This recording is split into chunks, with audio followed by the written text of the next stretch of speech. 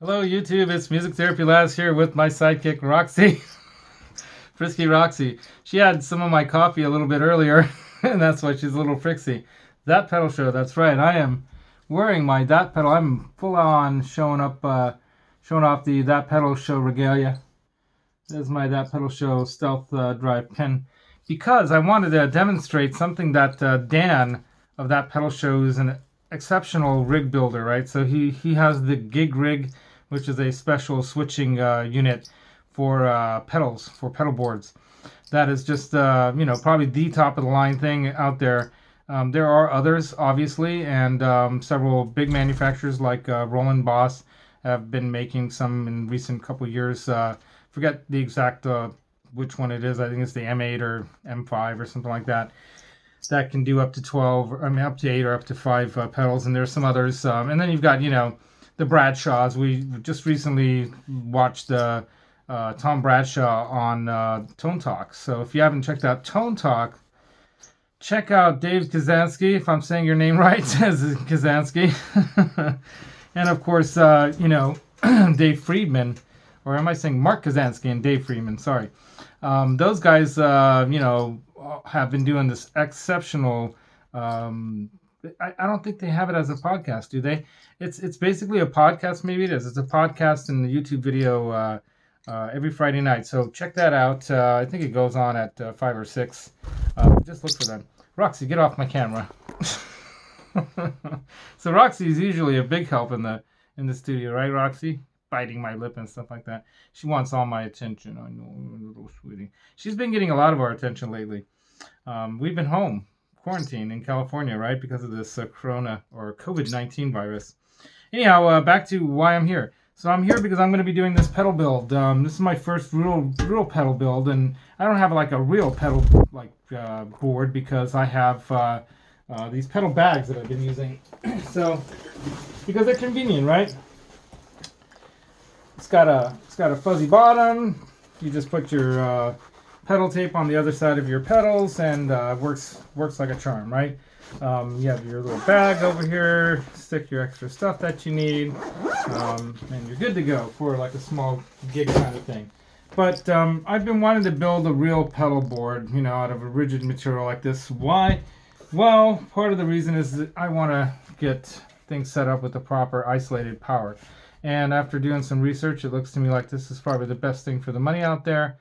This CS12 by True Tone, the one-spot people who make that daisy chaining one-spot pedal power, which I use. That's what I use on my pedal bag thing. But just the other week, few weeks ago, Roxy, get off there. Few weeks ago, I ran into a power problem. I couldn't get the 13 pedals I wanted to run off that one spot. What was I thinking? So I decided, okay, I got to build a real pedal board. And I've had this Gator pedal board, real nice looking. Look at that thick rolled steel, right, or aluminum. It seems pretty light, so it might be aluminum. Powder coated, right, which is great, but there's an issue with powder coated or paint finishes as well. I'm gonna go over real quick with you guys.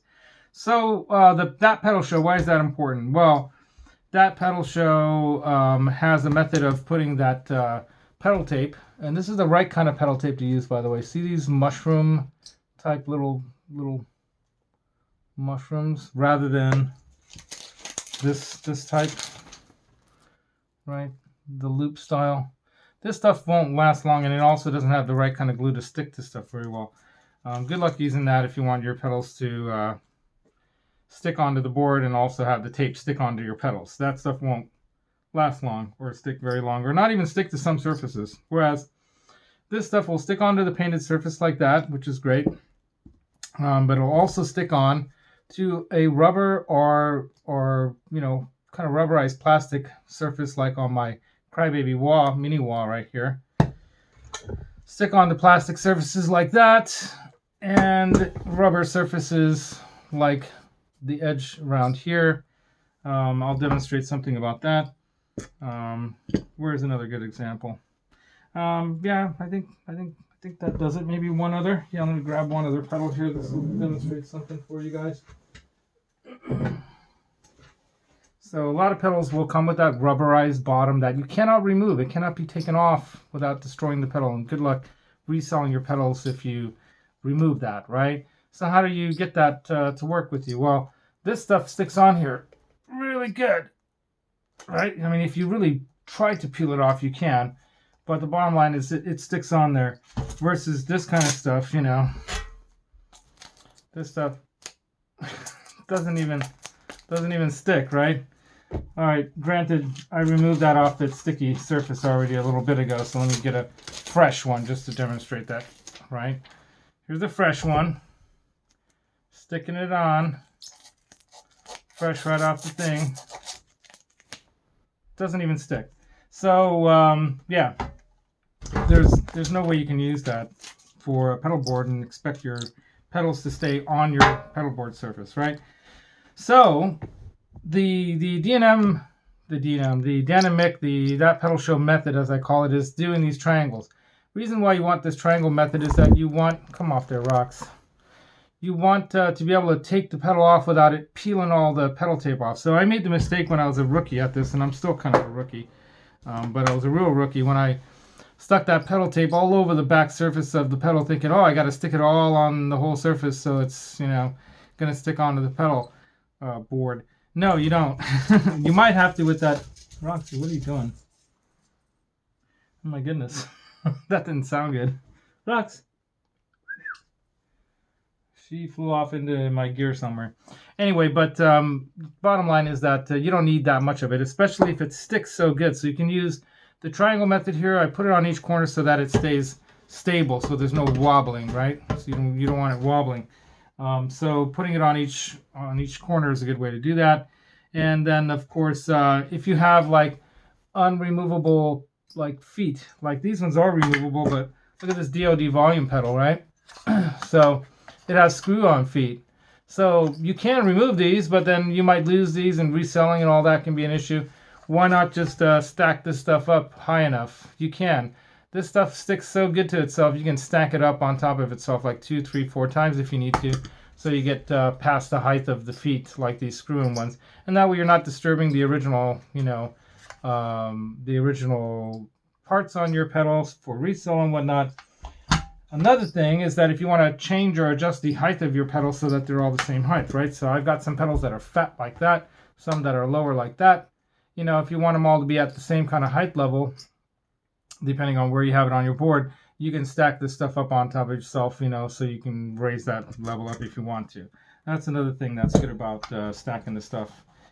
Another thing that's a good thing to mention is Phil McKnight usually doesn't use pedal tape on his boards, but he uses a type of board like for years now called Holy Board, which is like aluminum with a lot of holes all over it. They're expandable and they're really cool, and they're not that expensive either. Made right here in the USA. But he zip ties his pedals onto them. But you know, he doesn't change up his board that much. If you watch his channel, you'll learn that he kind of has the pedals that he typically uses. I mean, he demos some pedals once in a while, but he doesn't change up his board that often. So the bottom line is you don't necessarily you know, need to use pedal tape. You can use something like that, you know, on a board where, like, you know, through these various holes you can have your pedals zip tied down onto there, right? But it might not line up just right depending on where your pedal's at. So that can be an issue. So using the pedal tape is a good way to go. Using the mushroom style 3M heavy duty pedal board tape is the best way for it to be stuck onto your pedals. And then just use the normal kind of heavy duty kind of pedal board type like that onto your pedal. Now, why do I have two little pieces there, you might ask? I just wanted to demonstrate something to you guys real quick. I just stuck this on there a little bit ago and it comes right off, right? So you could assume that if you have your pedal on there, pulls it right off, right? Why is that? Well, that's because the surface here, I did clean it prior to sticking it on there, is a painted surface, so it's glossy. So, you know, this kind of tape doesn't stick on there very well. Even though it's a good, it's sticking onto the mushroom stuff real good. Oops. There we go. It rolled up on itself, sorry. Yeah. So bottom line is, you want to use that that triangle method because you want to peel up from the toe end, right? So I put it on the toe side. So peel up from the toe end like that, right? And in this triangle method, you'll be able to do that easier because that smaller amount at the front will let it loose at the beginning, and then you can peel it off, right? Without it peeling off your pedal. But the other thing I wanted to show you is that this part here, if you can see that, I sanded that with some sandpaper. So where you're going to stick your pedal tape onto your pedal board, you know, abrade the surface a little bit so that sticks on better. So this is not going to come off. Yeah, I'm trying to pull it off. I can get it going, you know, but yeah, it's going to stick on there even if it's a lower quality tape. It's going to stick on better if your surface is not glossy and if you abrade it. So that's my advice, folks. I've got, you know, this pedal board kind of ready to go. I wanted to do this demo while I had a chance before I stuck all this stuff on here to show you guys. Oh, yeah, one other thing I wanted to mention. Almost forgot. Phil McKnight mentions that if you want to save your serial number stickers and that kind of stuff on the back of your pedal from getting damaged, put some painter's tape or tape on there. I put gaffer's tape because it's easy to tear, right? You can just, where's my gaffer's tape? You can just tear it to the sizes you want, like duct tape, real easy, and it doesn't stick onto the surface too hard, but it adheres enough to where, you know, your pedal tape will stick onto the surfaces you want it to stick on. And, you know, even rubberized surfaces like, I think I might have mentioned that these rubberized surfaces, this pedal tape will stick on there real good, but that'll protect your stickers from getting damaged. So like I've already prepped this one for some pedal tape, but I ran out of this stuff, this pedal tape, so I need to get some more. But yeah, protect your you know your stickers that are on there with some tape like that. That'll work. But back to this. So I'm gonna, you know, get this pedal board put together. I wanted to get this done so I can put one of these power bricks on here and get some isolated power to my pedal board, so next time I go out on a little gig, I don't have a problem. So that's all the information that I've kind of gathered from all these other sites on how to put your pedal board together with the pedal tape that works. Different methods, of course. The zip tie method is another method, but or you can do both if you want something to really hold on there, right? And then you know, you can even modify these. So I'm going to modify this with some bigger feet so it's a little up higher. So this this one spot will fit in there a little bit better because it does fit in there, but it's just barely to the point where, you know, this edge here is going to be hitting the ground. So I'm going to put some longer feet here. These I'm going to have to drill through because it's riveted rather than screwed in. So I'm going to get some, you know, drill through this, remove them, get some bigger feet, maybe with some washers, you know, get it so that it'll it'll be a little higher, and then I can put some pedals underneath here. I can maybe even create another platform, make some holes in it or whatever so that it can breathe. But these things don't get hot really. The power brick might, but other things aren't going to be really getting hot, so you don't have to worry too much. So create another platform under here for some of those pedals that may not ever need to, or devices, maybe some, you know, let's say buffers and things like that you don't need to adjust, right? Or if you want something fixed in an unadjustable position, just leave it under your board. So that's my pedal board build, bit of advice for those that like me are novices at this but have gathered some good information.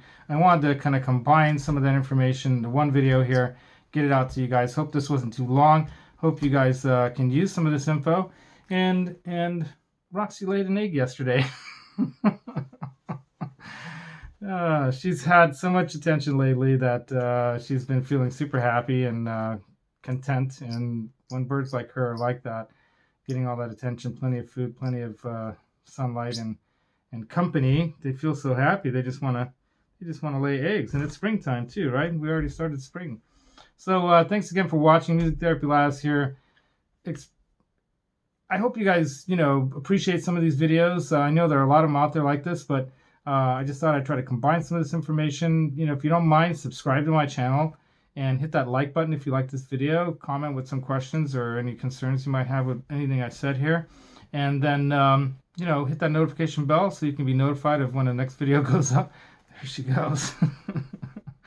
and then also share the video with other people if you think they can gain some value from what I'm sharing here. So once again, Music Therapy Labs here, signing off. Got to pull Roxy out of my shirt here. She likes to forage and look for stuff. Wishing you all a happy pandemic Friday, fun day. Music Therapy Labs and Roxy out, reminding you, secret to tone is in your mind, but the feel comes from your heart. You got to put that together with maybe some of this equipment. That's the mind part, right? And it gets in your way sometimes. Put the mind and the feel together. That's the secret to tone. That's the secret to music. Let it out. And like what I'm doing, I'm trying to get this stuff together in the studio here so I can actually produce and create some music you guys might want to listen to, might enjoy, or even might want to collaborate with me on if you're interested in that. So that would be cool. So until the next time, you guys, Music Therapy Labs and Roxy out.